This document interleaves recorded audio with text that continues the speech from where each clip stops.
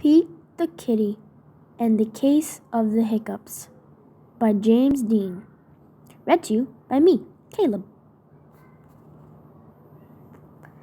Hiccup! Oh no, Pete has the hiccups. Hiccup! Hiccup! Hiccup!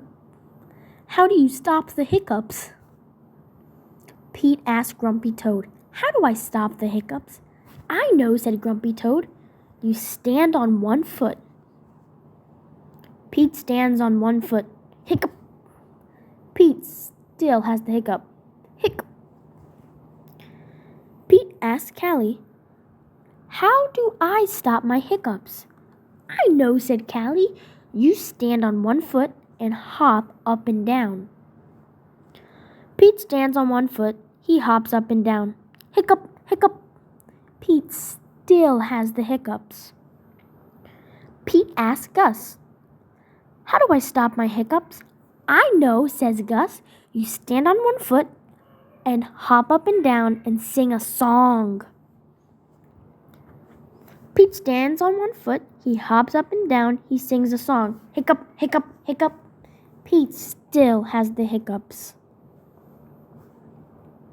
Pete asked Bob, how do I stop my hiccups? I know, says Bob. You stand on one foot and hop up and down and sing a song and rub your belly, says Bob. Pete does it. Hiccup! Nothing is working. Pete still has the hiccups. Go ask Mom, says Bob. Pete asks Mom, how do I stop my hiccups? I know, says Mom. You take a deep breath. Pete takes a deep breath. Hold your breath and blow it out, says Mom. Pete holds his breath. Pete blows his breath out.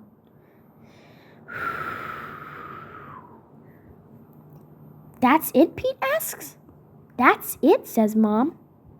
Pete waits, and he waits, and he waits. The hiccups are gone. Moms are so smart.